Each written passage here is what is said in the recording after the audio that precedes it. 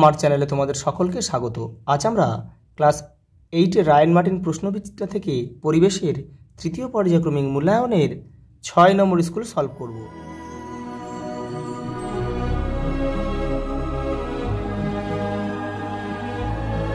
দেখো প্রথম প্রশ্ন কি বলেছে, দেখো একটি সমতল আয়নার তলের সঙ্গে 35 ডিগ্রি কোণে আলোকরশ্মি আপতিত হলে প্রতিফলন কোণের মান কত হবে? সেম হবে, 35 ডিগ্রি হবে। তরলের চাপ ক্রিয়া করে দেখো সব দিকে সমানভাবে।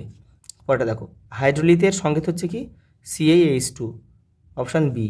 দেখো AXZ ও পরমাণুটিতে আধানযুক্ত কণার সংখ্যা হলো Z, অপশান বি।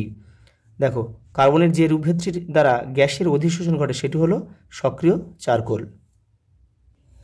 পরেরটা দেখো এমন একটি ধাতুর নাম লেখো যা অ্যাসিড ও ক্ষার উভয়ের সঙ্গে বিক্রিয়া করে H2 গ্যাস উৎপন্ন করে। জিঙ্ক। শূন্যস্থান পূরণ করো। এসআইতে তাপন মূল্যের একক হচ্ছে জুল। বায়ুর সাপেক্ষে হীরের সংকট কোণ 24.5 ডিগ্রি। এই ক্ষেত্রে প্রতিসরণ কোণের মান কত হবে? 90 ডিগ্রি।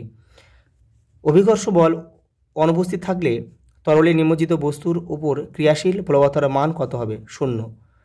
দেখো H+ আয়নে ইলেকট্রন ও নিউট্রনের সংখ্যা কত হবে? দেখো H+ আয়নে কোনো ইলেকট্রন ও নিউট্রন থাকে না। পরের প্রশ্ন দেখো আয়নীয় যৌগে অণুর অস্তিত্ব নেই কেন? দেখো রায়ান মার্টিন 189 নম্বর পেজে উত্তর রয়েছে। এই যে দেখো এখান থেকে এই পর্যন্ত তোমাদের লিখতে হবে।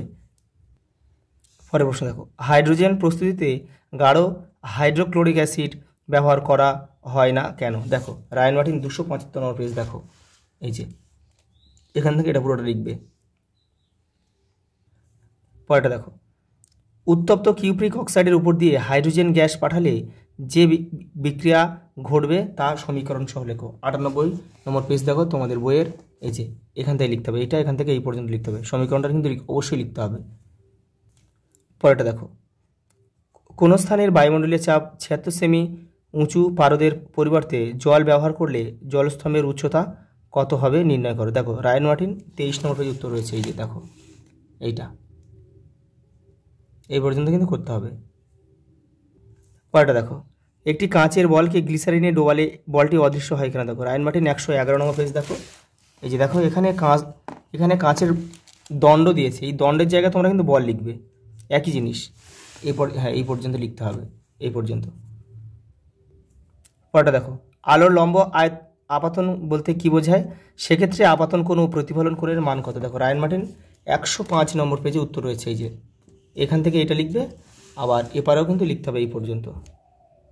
পরেরটা দেখো কি বলেছে, দেখো জৈব গ্যাস শক্তি কাকে বলে? জৈব গ্যাস শক্তি ব্যবহারের একটি অসুবিধা লেখো।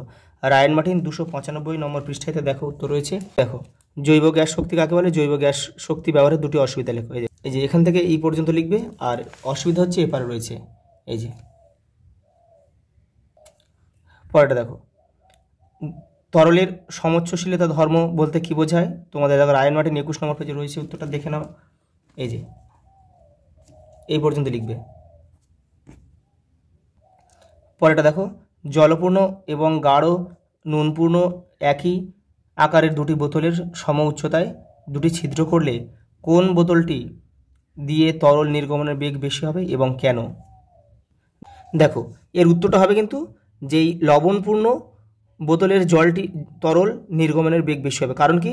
যে লবণপূর্ণ বোতলে জলের ঘনত্ব কিন্তু অনেক বেশি এই জলপূর্ণ বোতলের থেকে, আর ঘনত্ব বেশি হলে প্রবাহতার চাপটাও বেশি হবে। সেই জন্য কিন্তু এই যে লবণপূর্ণ বোতল দিয়ে তরল নির্গমনের বেগ কিন্তু অবশ্যই বেশি হবে।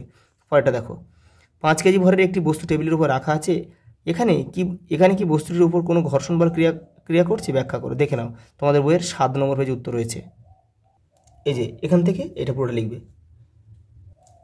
পরেরটা দেখো পারদের ঘনত্ব 13.6 গ্রাম পার ঘন সেমি। 1 লিটার পারদের ভর কত গ্রাম? দেখো রায়ান মার্টিন 30 নম্বর পেজে উত্তর রয়েছে। এই যে এটা লিখতে হবে। দেখো পরেরটা দেখো চিত্রানুযায়ী পিও এবং কিউ ও আপাতিত রশ্মির জন্য প্রতিসৃত রশ্মি দুটির গতিপথের অভিমুখ নির্দেশিত রশ্মিচিত্র অঙ্কন করো। দেখো আলোকরশ্মি যখন ঘন মাধ্যম থেকে লঘু মাধ্যমে যাবে তখন কিন্তু প্রতিসৃত রশ্মিটা অঙ্কিত অভিলম্ব থেকে দূরে সরে যাবে। সেই জন্য কিন্তু দেখো এটা সোজা যাবে না, এটা ডান দিকে সরে গেল। পরেরটা দেখো, মরীচিকা আলোর কোন ধর্মের জন্য সৃষ্টি হয়? আলোর অভ্যন্তরীণ পূর্ণ প্রতিফলনের জন্য সৃষ্টি হয়। সমযোজী ও আয়নীয় যৌগের মধ্যে কোনটি স্ফুটনাঙ্ক বেশি হয় এবং কেন? রায়ান মার্টিন 190 নম্বর পেজে উত্তর রয়েছে। আর পদার্থের চতুর্থ অবস্থাটা কি? প্লাজমা। দেখে নাও, এই প্রশ্নটা দেখে নাও। এই দেখো এটা এখান থেকে এই পর্যন্ত লিখবে এবং এপারেও কিছুটা রয়েছে, এই যে এই পর্যন্ত লিখতে হবে। পরেরটা দেখো, আয়নীয় বন্ধনকে যৌগের প্রকৃত বন্ধন বলা যায় না কেন? দেখো রায়ান মার্টিন 189 নম্বর পেজে রয়েছে, উত্তরটা দেখে নাও। এই যে এটা লিখতে হবে, এই যে এখান থেকে এই পর্যন্ত লিখতে হবে। দেখো অন্তর্ধৃতির শর্ত লেখো, দেখে নাও। পরেরটা দেখো, এই যৌগের সঙ্গে বি যৌগের বিক্রিয়ায় সি গ্যাস উৎপন্ন হয়। সি গ্যাসটি ক্ষারীয় পটাশিয়াম পাইরোক্যালেট দ্রবণে শোষিত হয়। NO এর সঙ্গে বিক্রিয়ায় সি গ্যাসটি বাদামি বর্ণ ধারণ করে। শুধু এ কে বেশি তাপমাত্রা উত্তপ্ত করলে সি উৎপন্ন হয়। এ বি সি কে শনাক্ত করো এবং রাসায়নিক সমীকরণ দাও। দেখে নাও, এই যে রাসায়নিক সমীকরণটা দেওয়া হয়, আমি দিয়ে দিয়েছি। দেখো এটা হবে নাইট্রিক অক্সাইড, এটা অক্সিজেন, আর একটা 3 নম্বর হবে নাইট্রোজেন ডাইঅক্সাইড। পরেরটা দেখো, উত্তপ্ত সোডিয়াম ধাতুর উপর দিয়ে H2 গ্যাস চালনা করলে কি ঘটবে? সমীকরণ সহ লেখো। দেখো 121 নম্বর পেজ তোমাদের বই উত্তর রয়েছে, দেখে নাও। এই যে তোমরা শুধু যেখান থেকে এটা লিখবে, এই লিথিয়াম আর ক্যালসিয়াম পটাশিয়ামের লেখার দরকার নেই, শুধু সোডিয়ামটা লিখবে। উত্তপ্ত সোডিয়ামের উপর দিয়ে হাইড্রোজেন গ্যাস চালনা করে ধাতব হাইড্রোজেন হাইড্রাইড উৎপন্ন হয় বলে এটা এই পর্যন্ত লিখে দেবে সমীকরণ সহ। পরেরটা দেখো, পরীক্ষাগারে H2 গ্যাস প্রস্তুতিতে বিশুদ্ধ ZN ব্যবহার করা হয় না কেন? দেখো তোমাদের বইয়ের 121 নম্বর পেজে উত্তরটা রয়েছে, দেখে নাও। এই যে এখান থেকে এই পর্যন্ত লিখবে। দেখো পরের প্রশ্ন দেখো, ম্যাগনেসিয়াম গঠিত আগুন কার্বন ডাইঅক্সাইড দ্বারা নেভানো যায় না কেন? এই দেখো এখান থেকে এটা পুরোটা লিখতে হবে কিন্তু। রায়ান মার্টিন 304 নম্বর পেজে উত্তর রয়েছে। পরেরটা দেখো, শুষ্ক বরফ কি? দেখো মান একই রয়েছে কিন্তু এটা। দেখো তোমাদের বইয়ের 137 নম্বর পেজেও রয়েছে, রায়ান মার্টিন 304-এও রয়েছে, কিন্তু দেখো এটা অনেকটা বড়। এই দেখো 1 নম্বরের জন্য এত বড় লেখার কোনো প্রয়োজন নেই, শুধু লিখে দেবে কি কঠিন কার্বন ডাইঅক্সাইডকে শুষ্ক বরফ বলে, এটুকু লিখলেই হয়ে যাবে। দেখো লাইফ সায়েন্স কী বলেছে দেখো, দেহের বর্জ্য পদার্থকে মূত্রের মাধ্যমে দেহ থেকে বের করতে সাহায্য করে যে অঙ্গ, সেটা হচ্ছে বৃক্ক বা কিডনি। প্রদত্ত যে অণুজীবটির কোষ প্রাচীর থাকে তা হলো ব্যাকটেরিয়া। আদা হচ্ছে একটি গ্রন্থিকাণ্ড।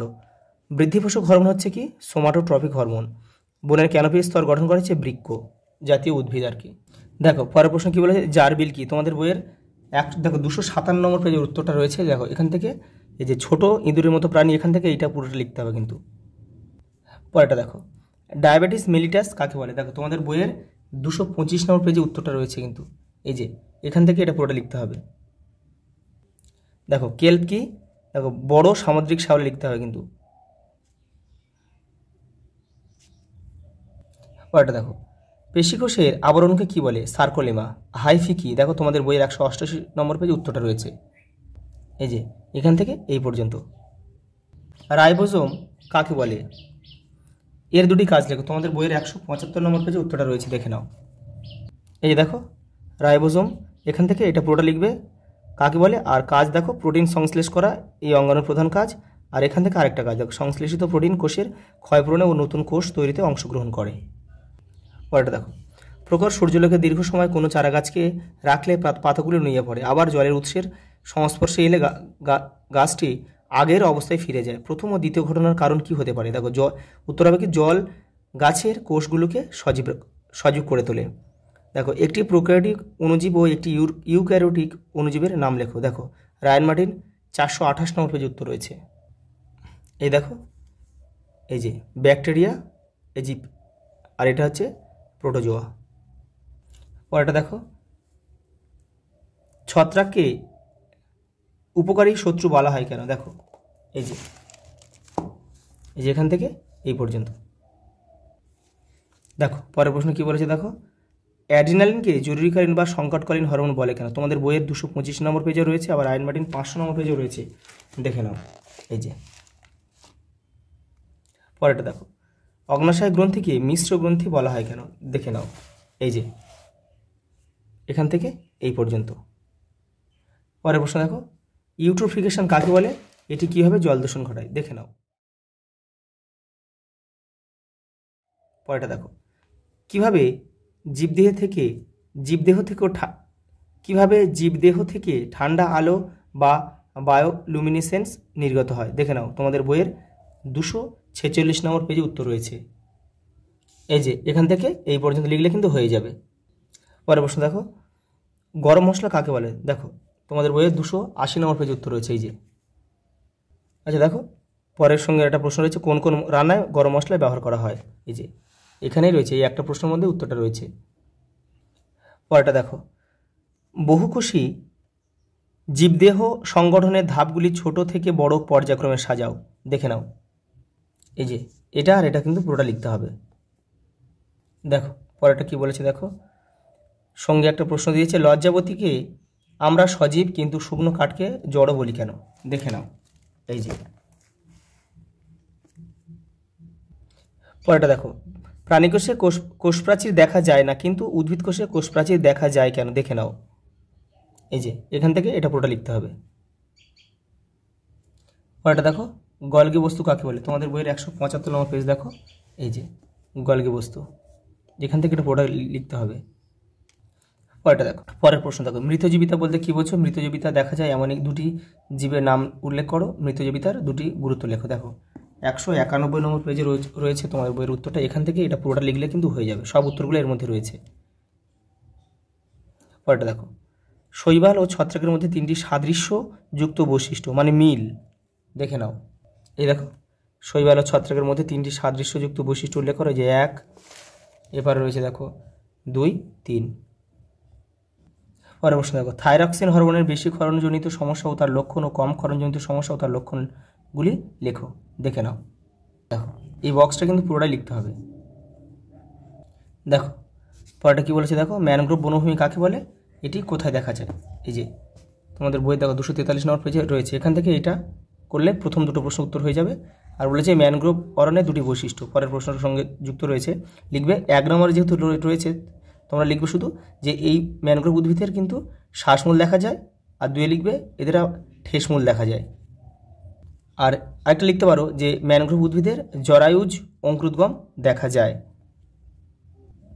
পরের প্রশ্ন দেখো, খাদ্য শৃঙ্খল কাকে বলে? দেখে নাও, এই যে এখান থেকে এই পর্যন্ত লিখতে হবে। পরেরটা দেখো, কি কি কারণে দাবানল সৃষ্টি হয়?